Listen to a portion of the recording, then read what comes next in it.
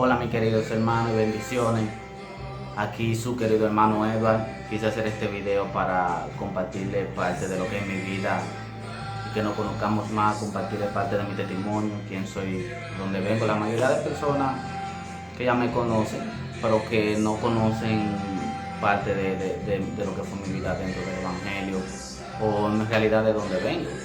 Soy de la ciudad de Barahona. Me crié en un pueblo, en un barrio llamado Pueblo Nuevo. Ahí fue donde me crié y todo eso. Y tengo para decirles que desde temprana edad tuve mucho conflicto dentro de mi familia y fuera, ya que mi familia, ninguno tenían en presente lo que era Dios, de servirle al Señor ni nada de eso. Ustedes saben que las personas que cuando en una familia no está Dios, es difícil que te encaminen por cosas buenas, cosas que no tengan que ver nada con Dios. Es difícil que te lleven en esos caminos, pero Dios tenía un propósito conmigo desde el principio, desde mi nacimiento, desde antes de yo nacer. Ya Dios tenía un propósito conmigo.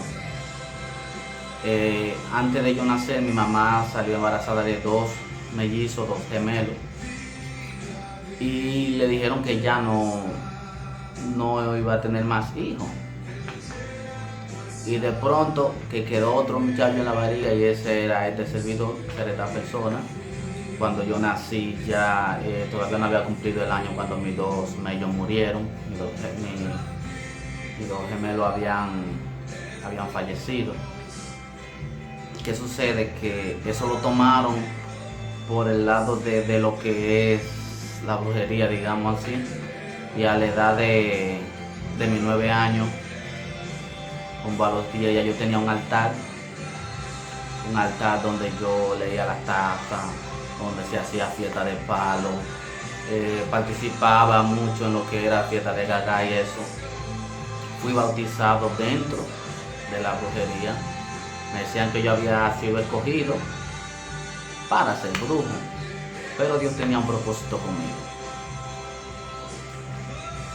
¿Qué sucede? Que me fui encaminando en eso. Las personas iban a donde mí a leerse la taza, las personas iban donde mí a leerse la baraja, las personas iban donde mí para que yo le diera cosas que ellos quisieran saber,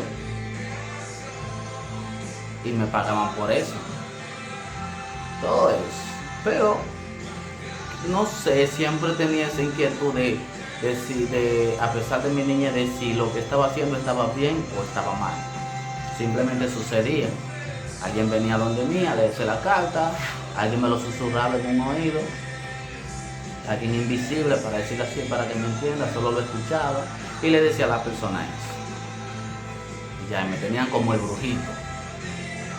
¿Qué sucede? Que Dios tenía un propósito conmigo, y a la edad de 11 años recibo mi primer encuentro con Dios. Estoy parado enfrente de la casa, en casa ya, y no sé si usted sabe lo que es un toro, se habían robado un toro, y ese toro se le había escapado a las personas que se lo habían robado, y ese toro venía por la calle tumbando gente, golpeando a todo el mundo, y se encontró conmigo de frente. Ese toro me dio en el pecho, o sea, me elevó a una altura bien alta. Cuando caí, me dicen que seguía golpeándome la cabeza y seguía golpeándome el pecho, y nadie se le podía acercar. Hasta que llegó el alcalde. Ese tiempo se usaba el alcalde. Llegó el alcalde y le disparó. Pero ¿qué sucede? Me dieron por muerto. Me llevaron al hospital. No respiraba, mi corazón no palpitaba, pero me sentía frío y sudaba, pero no tenía vida. Tanto así que el doctor dijo que yo había muerto. Y cuando me iban a comenzar a preparar, a poner la ropa, fue el primer milagro de Dios en mi vida. Yo volví a la vida. Abrí los ojos, respiré. Todos se regocijaron en alegría y me llevaron a la casa. Ahí fue cuando comenzó Dios a decirme que Él tenía un propósito conmigo. me resucitó de la muerte. Las personas que son de allá de Barahona, que son de esos tiempos, no es que sea muy viejo, pero que son de esos tiempos, conocen esa historia. Pero yo seguí en lo que era el mundo de la brujería. Sabe que siempre el diablo va a buscar una forma de cómo manipular las cosas. Y seguí en ese mundo de la brujería, hasta la edad de 14 años, cuando recibo un golpe en mi vida, otro trato con Dios hacia mí, y es cuando llega la noticia que habían asesinado a mi hermano mayor. Eso me hizo mucho daño porque era el hermano más querido, el más cercano hacia mí, siempre me brindaba cariño, me cuidaba, me daba consejos. Se llamaba Augusto. Y le recibió unos impactos de bala en las piernas, en el cuerpo. Y los policías, la policía, decidió entregárselo a mi madre porque dijeron que ya no tenía vida. Duró un tiempo para morir. Recuerdo que él siempre quería que yo estuviera cerca de él. Siempre al lado de él en la cama, sentado al lado de él, siempre. Yo hacía lo que iba a hacer, los trabajos, y siempre estaba ahí con él. Yo era su hermano querido. Y recuerdo como ahora, estoy con él ahí sentado y mi mamá le estaba haciendo una comida. Cuando él me abraza y siento que deja de respirar y se comienza a poner frío, llamo a mi mamá, entonces ahí fue donde falleció. Ahí fue donde mi hermano falleció.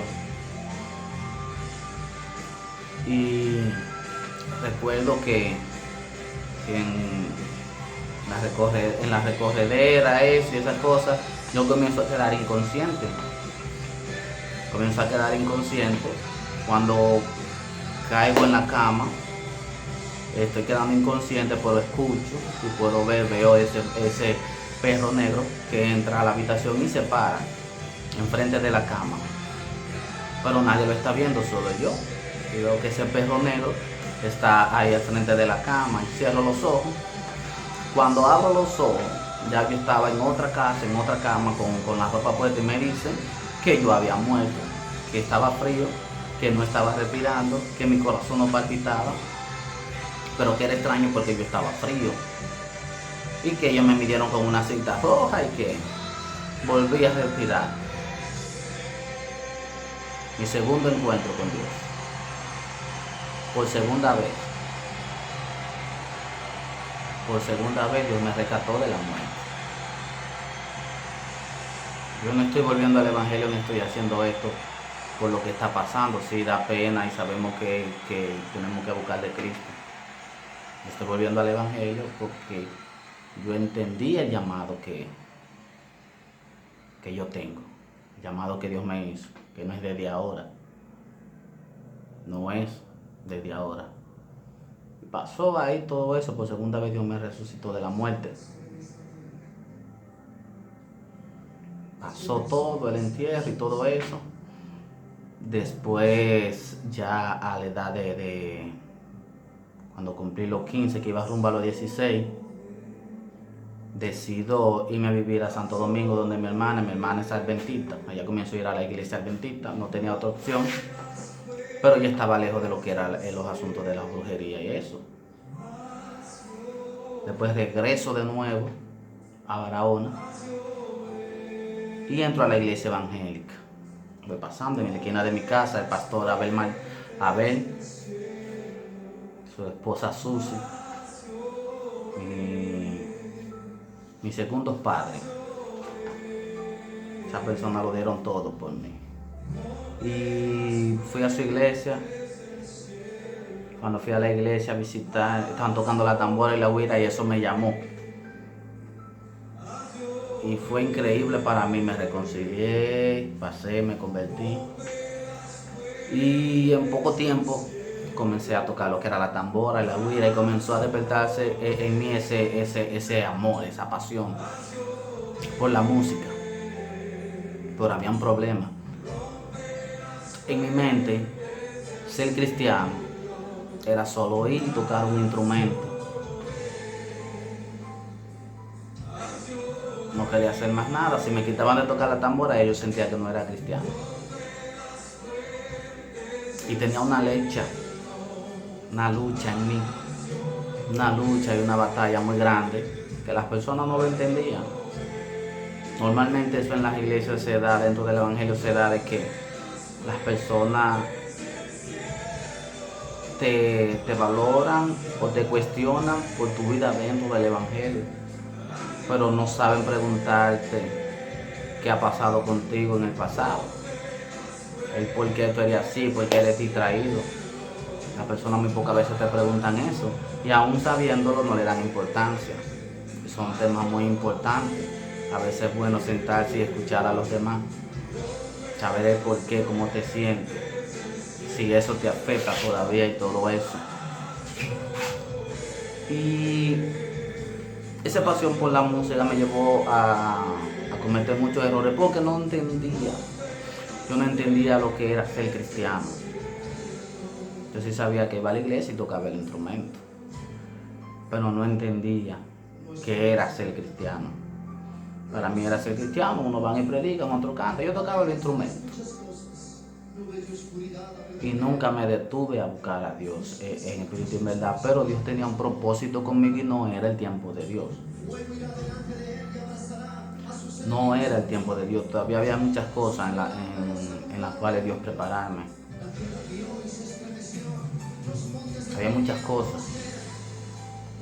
Cuando Dios, sí, porque si Dios pone un talento en ti, un ministerio grande, y tú no estás preparado, lo que va a cometer es mucho error y va a hacerle daño a los que están dentro y fuera del evangelio. Eso sucede así. En ese trayecto de mi vida tenía una batalla dentro y fuera del evangelio, porque en mi familia no había un cristiano. Mi madre no era cristiana, mi padre tampoco, mis hermanos llevaban una vida de desorden. Entonces tenía una batalla dentro de mí. Siempre buscaba la forma de cómo estar siempre rodeado de cristianos.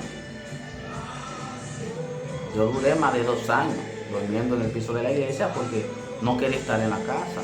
Pero la gente no entendía eso, la gente no te pregunta el por qué. La gente piensa a veces que tú lo haces por necesidad, porque tal vez te sientes más cómodo ahí. Lo hacía para mantenerme lejos, para mantenerme cerca de las cosas de Dios, porque era donde me sentía seguro. Cuando llegaba el día en que yo dormía en mi casa, yo me levantaba con un golpe en mi cuerpo, como que me brincaba un gato y me aruñaba. Pero nadie me preguntaba. Eso era algo que trabajaba dentro de mí.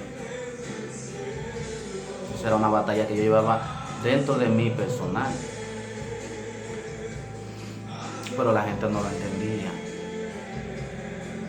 Y con mi mente en esa batalla dentro y fuera del evangelio me llevó a cometer muchos errores dentro del evangelio. Muchos errores. A pesar de que siempre tuve personas que estuvieron ahí conmigo, intentando ayudarme, dándome la mano, apoyándome, pero aún así cometía muchos errores. Hasta que llegó un día, que fue uno de los días que marcó mi vida más de lo que había pasado. Recuerdo como ahora estábamos organizando una campaña allá en Pueblo Nuevo, y cuando voy a la casa a cambiarme veo que están recogiendo la ropa, que están arreglando la casa, y pregunto qué pasa. Pregunto qué. Entonces me dice mi papá, que acaban de asesinar a tu hermano en Santiago. Y eso marcó mucho mi vida. Yo no hallaba qué hacer, no sabía qué pensar.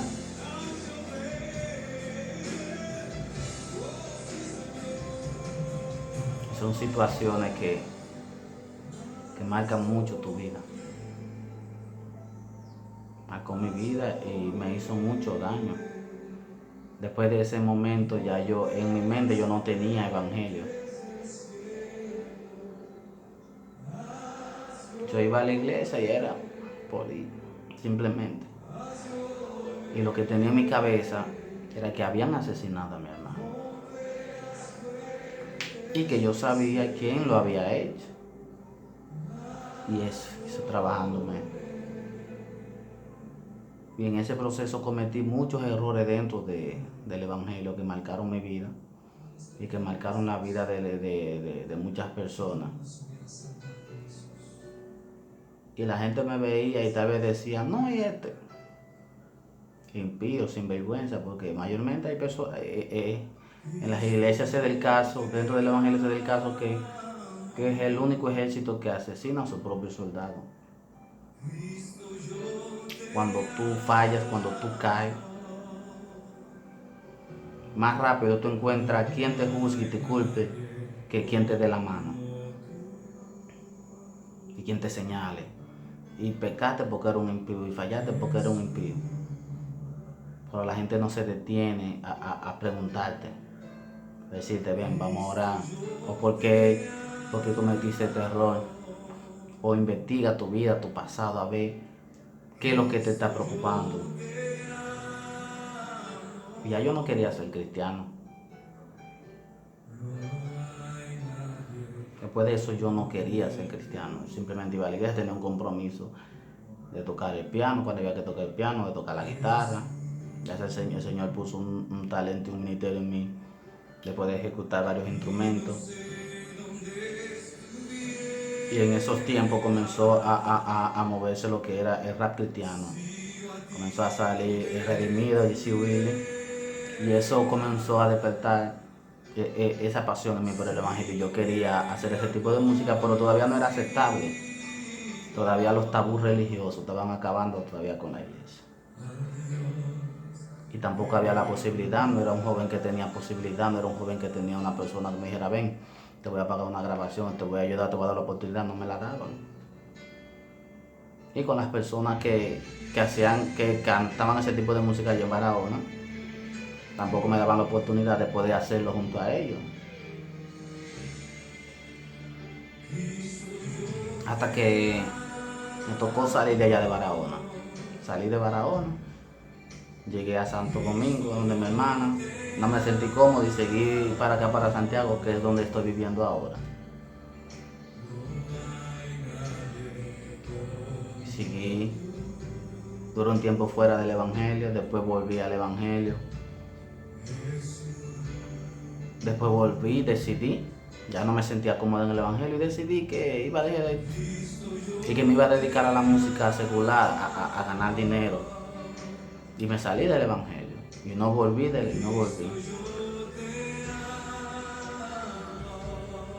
Y pasaron tantas cosas en ese trayecto. Tanto así que yo, cuando me hablaban del Evangelio, yo trataba de portarme como un ateo para que no volvieran a hablarme del Evangelio. No porque fuera ateo, sino porque no quería que me hablaran del Evangelio. Y buscaba la forma de cómo culpar a los demás. No porque este pastor, porque este malo, porque este malo. Y no reconocía también que era soy yo quien le va a dar cuenta a Dios por mi pecado. Y han pasado tantos años fuera del Evangelio.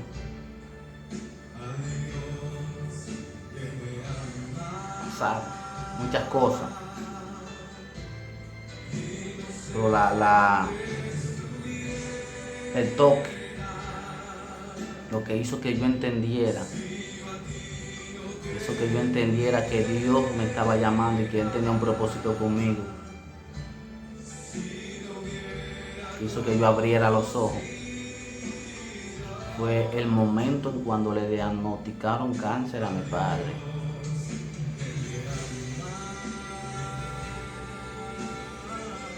Ese fue el momento más difícil de mi vida. El momento más difícil. El momento en donde yo me sentía inútil. No es fácil. Tú ver a tu padre muriendo en una cama y tú sabes que tú no lo vas a poder ayudar. Y que el único que lo puede ayudar es Dios y tú no quieres poner tu confianza en Dios. porque no quería ver la realidad. Yo veía a mi padre en una cama y yo lloraba, y me ahogaba en mis lágrimas. Mi hermana, que se entregó al Señor hace un tiempo ya, me decía, todo va a salir bien, todo va a estar bien, que sea la voluntad de Dios. Y yo decía que no sea la voluntad de Dios porque mi padre no le hacía daño a nadie.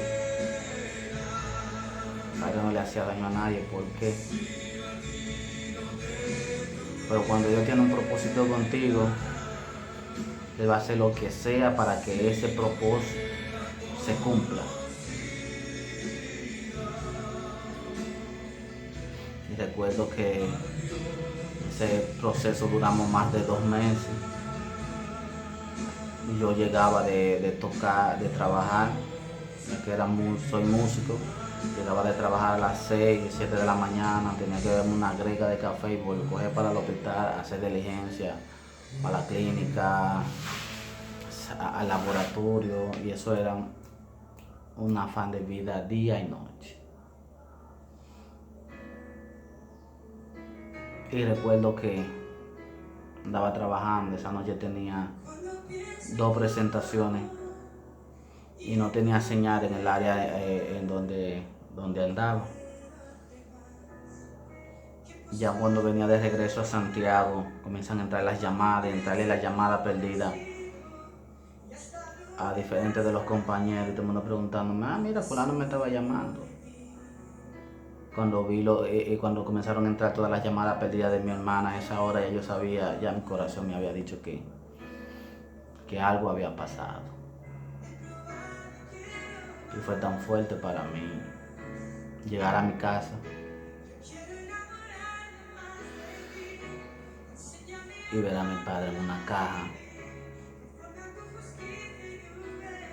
Es un dolor que no hay forma de poder explicarlo.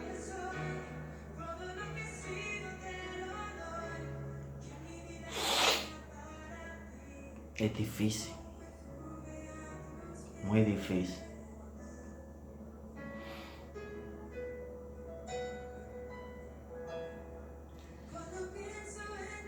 Entonces el Señor comenzó a tratar conmigo de otra forma.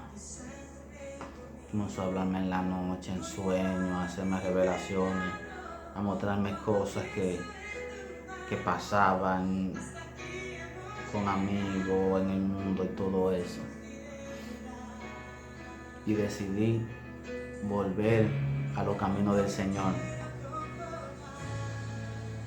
y hacer lo que en verdad Dios me llamó a ser, un predicador de su palabra a través de la música.